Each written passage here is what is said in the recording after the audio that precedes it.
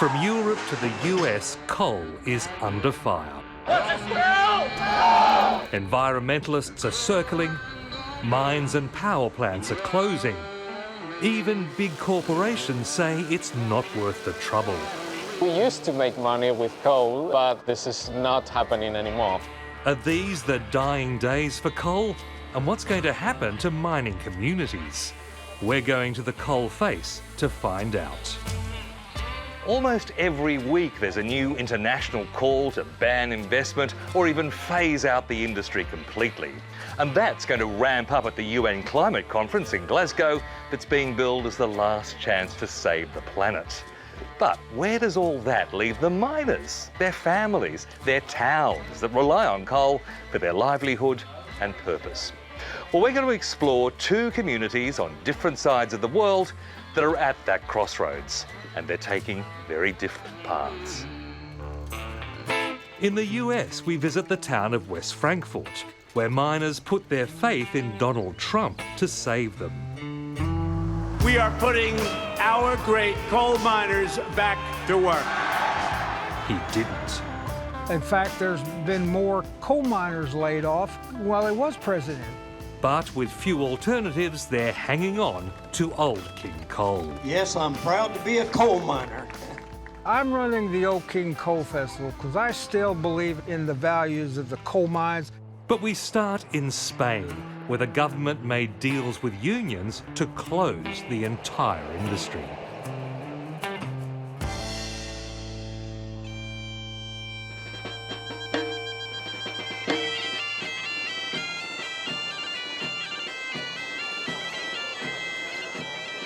Asturias, on the northwest coast, is part of what some call Celtic Spain. Ancient trade with the British Isles left Asturians with grand Celtic traditions. 2 centuries of coal mining gave them working-class pride. Young men like Lluques Días Rozada grew up learning folk dances, songs, and the art of pouring Asturian cider with their hands held high. There you are. And drink it straight away? Yeah. Cheers. Cheers. It's good? It's very good. It's got bubbles. I hope so. So Lucas, you are from a mining family, your whole Yes. family? Yeah, all my family. My father, my brother, my uncle, my grandfather, my grand-grandfather, everybody in my family. Now I'm an electrician, but nowadays is our job. You can't be a miner anymore. No mine anymore. With the stroke of a pen, Spain's coal industry has been flushed away. Mines had been losing money since the 1990s, surviving only on state subsidies. Governments and unions tussled over plans to close mines and restructure the economy. 3 years ago, the music stopped, the EU insisting that subsidies end. It was only called industry. So we have to look at other solutions. Well, good luck. Have a drink. Okay, do you want another one? Oh, I have to, thank you. Okay, of course. There you are. Oh, very big. When Lucas was born, coal mining employed 45,000 people. But rising debt and environmental pressure made it unsustainable.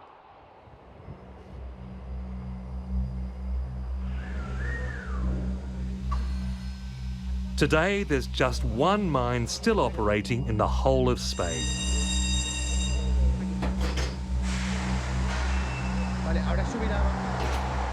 And it's due to close in December.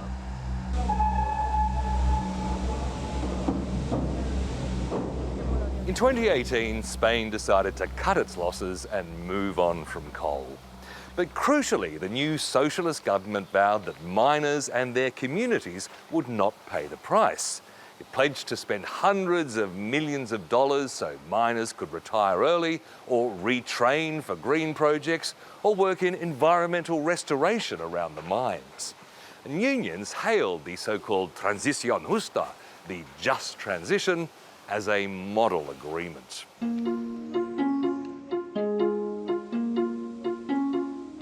60% of miners were offered early retirement on much higher pensions than the average worker.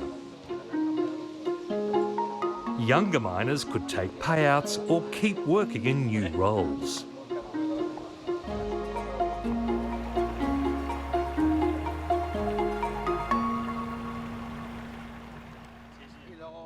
While Lucas is an electrician, his mates Oscar and Carlos have been doing clean-up on their old mine. No, fueron llevando a algunos compañeros a diferentes centros de la empresa, unos a Ampoz, otros a la oficina, otros a, ya ves, después de mineros, unos oficinistas y otros la reconversión. Pues sí, la reconversión. Del destornillador al lapicero. Sí. They've now been transferred to a thermal power plant that's going to run on biomass. It beats unemployment. But that doesn't mean they're happy with the transition. None of them trust the government's promises to create local jobs. They've seen too many friends leave Asturias to find work.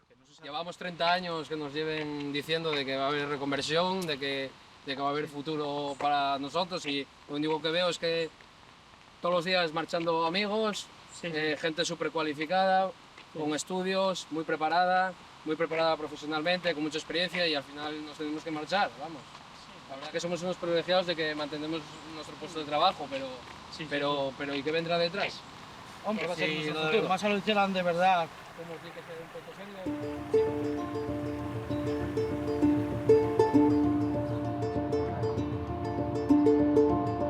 I travelled to Madrid to ask what the government was doing. The Secretary of State for Energy, Sara Augusten, told me money was flowing in. 400 million Australian dollars from the state and even more from the EU. Things are happening. Probably people feel that they don't have the answer at the adequate speed, but I think this is going to be good, and what we want is that we don't leave anyone behind. Is it really possible to replace all those jobs, to ensure that no one is left behind? Yes, I try to be positive, but I think I can be realistic. They said one of the goals is zero impact in employment. We will fulfill that. While many workers have their doubts, business is firmly on board. Power companies that still have investments in coal are rushing to get out. Well, this is Spain's last coal-fired power plant. These days, of course, it's using imported coal, until recently even Australian coal. But all that's coming to an end, because in a few short years, the Portuguese owner, EDP, wants to turn this coal plant into a clean, green hub. The plan is to generate green hydrogen, using electricity from wind and solar to split hydrogen fuel from water.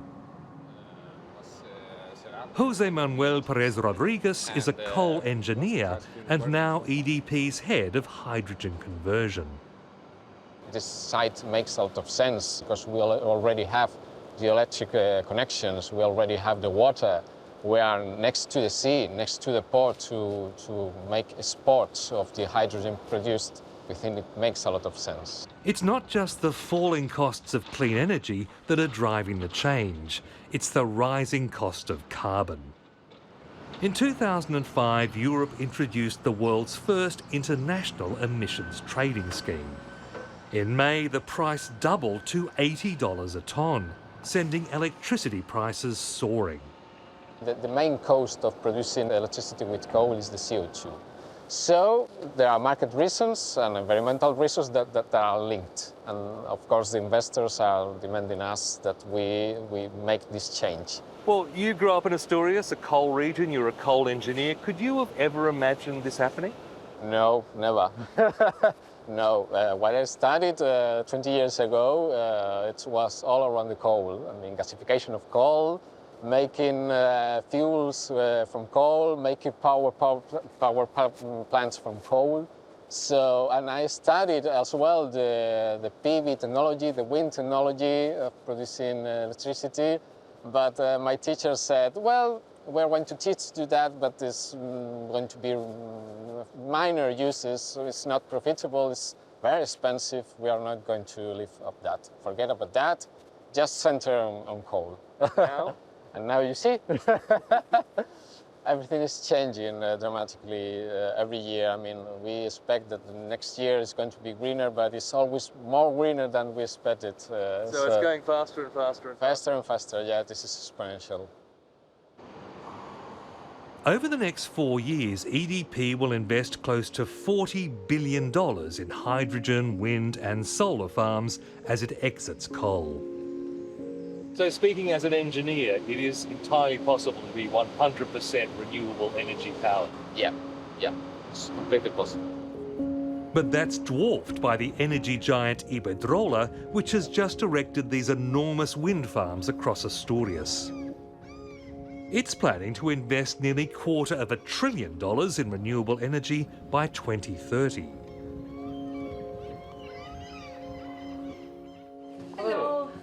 Ángela Santamaría is the Spanish CEO. So are there any coal projects anywhere in the world that you would invest in? No, sinceramente no. No hemos abandonado, como te digo, hace 20 años esa línea. El camino está completamente claro. Para nosotros el futuro va solo y exclusivamente por generar electricidad limpia en torno a renovables, donde hay muchas tecnologías. Hoy, producir energía fotovoltaica en muchas de las geografías donde operamos es la forma más competitiva y la más barata de producir electricidad. The rise of renewables means at least some new jobs to replace the ones lost in transition. This factory in Asturias manufactures steel supports for wind turbines.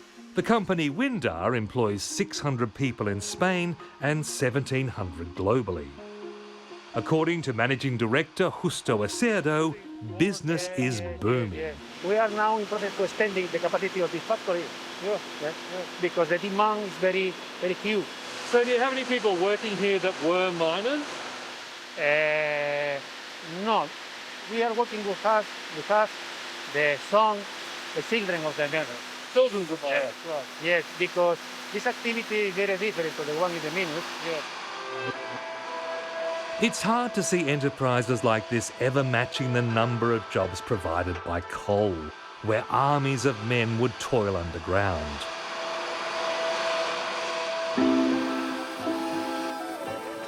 But energy corporations here believe coal jobs were going to disappear anyway, no matter what governments did.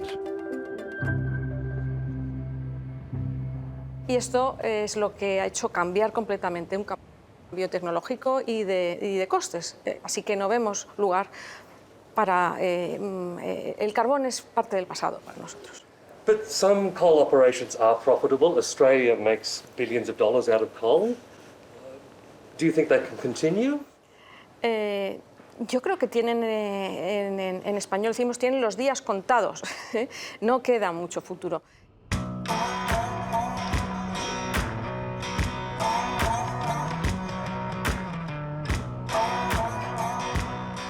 More than 6,000 kilometres away in the US state of Illinois, people are praying that coal does have a future. Good morning and welcome to the annual Old King Coal Festival Coal Miners Memorial. Once a year, West Frankfurt holds the Old King Coal Festival, celebrating the rock that built their town and made it strong. Guys, this is not a funeral. Give me a C! C! Give me an O! O! Give me an A! A! Give me an L! L! What's it spell? O! Retired miner Steve Sawalich is the festival president. Blood, sweat, and tears is what made this town. The coal mines is what made Southern Illinois, and I don't want that to be a lost cause. There's no parade this year thanks to COVID, but there is an opening ceremony with the reigning Old King Coal, the beauty pageant winner Princess Flame, and a VIP politician, Republican State Representative Dave Severin. There is a war on coal. Coal has never been cleaner than it is today. Coal mines have never been safer than they are today. What turned your lights on this morning? Coal! What's going to turn the heat on if you need it? Coal! One more time! Thank you, Representative Stafford. Downtown is a stark sign of how badly coal is doing. The town's population has dropped from a peak of 20,000 to just 8,000 as the local mines closed or scaled down. That doesn't mean people see coal as having had its day. Many blame clean air laws that made Illinois' high sulphur coal more expensive than Wyoming's. It's cheaper to get coal out west than it is to put the scrubbers and equipment on the coal mines here to make it that cost effective, when they can buy it there and ship it here a lot cheaper. And that's hurt a lot of the coal industry here. The mayor, Tom Jordan, insists there is no need to end coal production ever. They shoved this global warming thing and they put it all on petroleum product, coal, gasoline, all that stuff. I'm not sure that we can be so audacious to say that we control the climate. God controls the weather, he controls the climate. I think that, I still don't believe they've proven to me. Now, if you live in an urban area, like talk about the coal industry in a very negative way. Here it's a way of life. It's not something that you just talk about. The community voted overwhelmingly for Donald Trump after he promised to reopen mines. It didn't happen in his first term, but there's strong support for him running again, and a feeling the coal industry could revive if politicians just lent a hand. We have hardworking people here. We just need a little leg up, a little help to get back on our feet. I think coal is still viable. I would hope that there would be an attractive resurgence to come back with coal. I'm not saying that it's the end-all be-all for everything, because it does have some problems, but I think it's something that would help.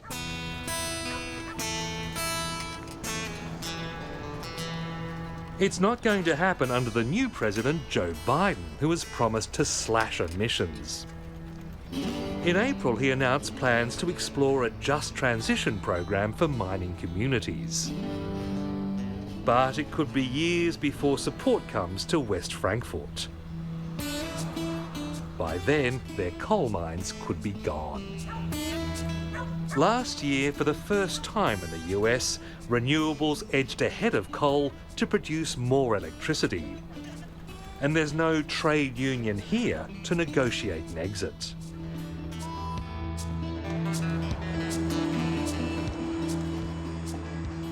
The UMWA, United Mine Workers, they helped out a lot. They kept a lot of this, the glue that held everything together.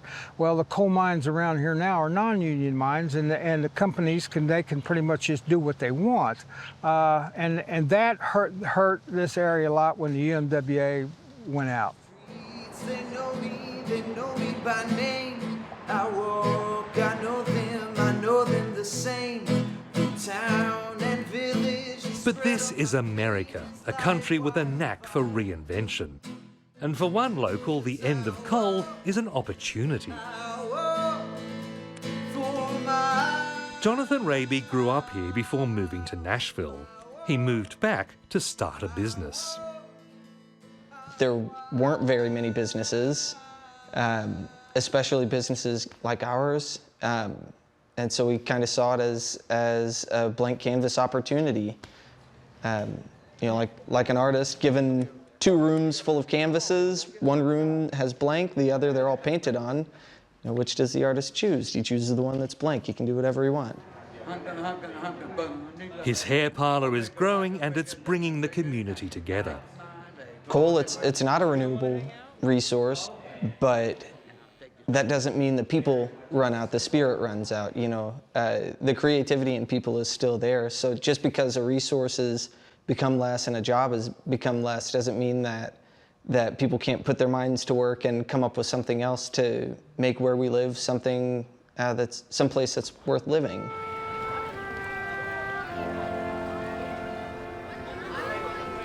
But the challenge to turn West Frankfurt around will be massive. Past attempts didn't come to much. Mayor Jordan blames unions. I think that during that period between the 70s and the 90s, when the coal industry made the big turn down, it would have been nice to have had the ability to transition into something else. This area wasn't looked at because it's heavily unionized, and that unions brought, restrictions, higher pay, benefits, and things like that. It's already cost the city here a lot.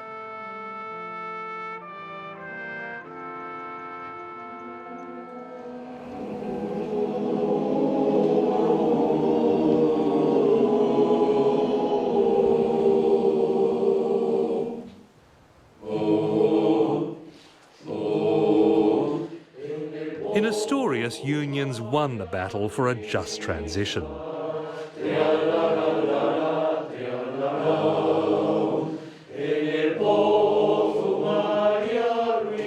At a weekly rehearsal, a choir of retired miners sings the union anthem, Santa Barbara.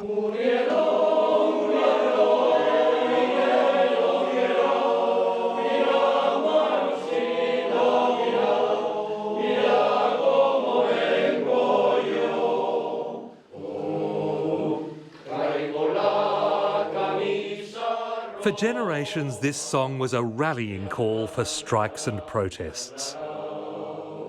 The men of the choir fought to keep their minds open. In 2012, some even marched to Madrid to protest closures.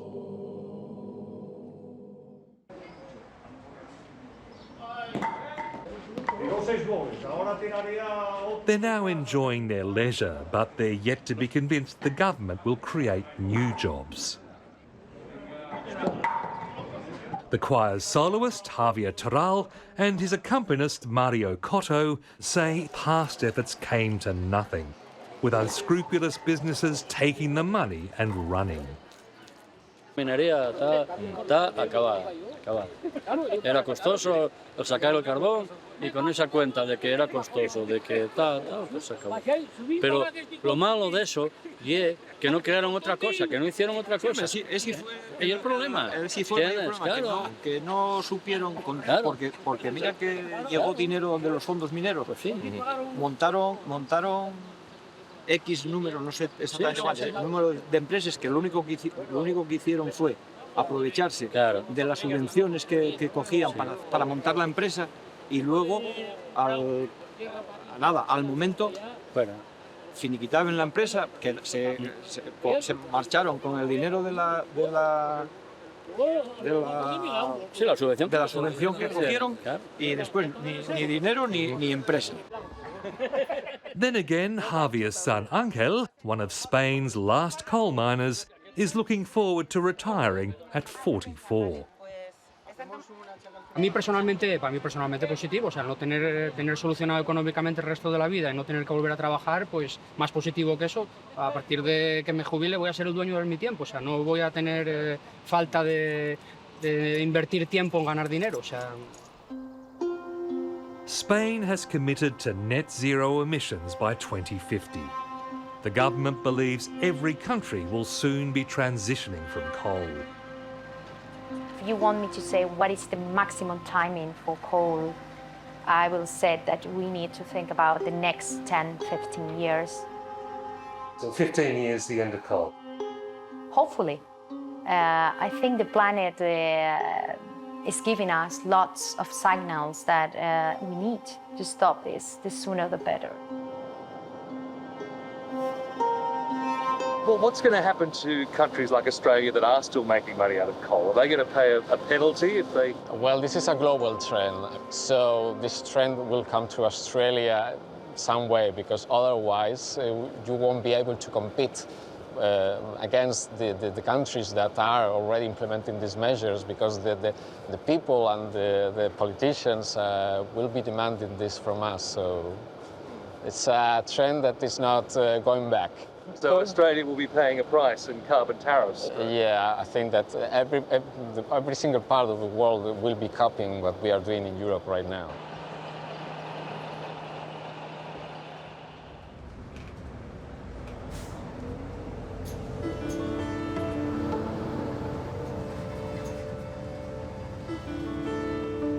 One thing that can never be replaced is the way of life that defined coal communities. We joined the men's choir on an emotional journey. Their last ever trip down a mine.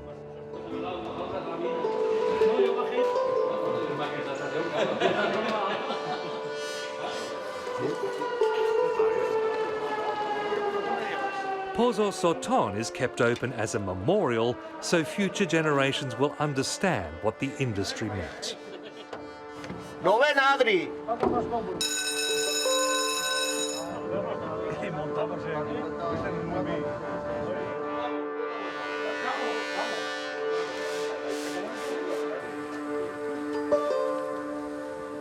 For 2 hours we explored this dark and claustrophobic workplace. A nostalgic visit for the choir and a revelation for me. Okay. Very good help. Yep. Whatever you think of coal, you've got to respect the people who do this.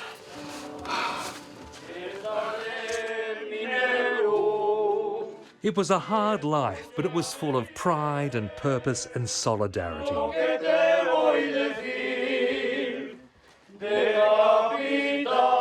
Nunca más pensé que iba a bajar a la mina. La experiencia pues me retrotrae a momentos muy buenos y algunos peores. Me está gustando volver a ver estos lugares que me son tan familiares. Muy bien. Muy pequeño, muy pequeño. Spain was the first country to implement just transition. It is struggling to keep the people's trust and racing to switch to the energy of the future. How it succeeds will be watched around the globe. Because for many communities, the only alternative to a just transition is a slow death.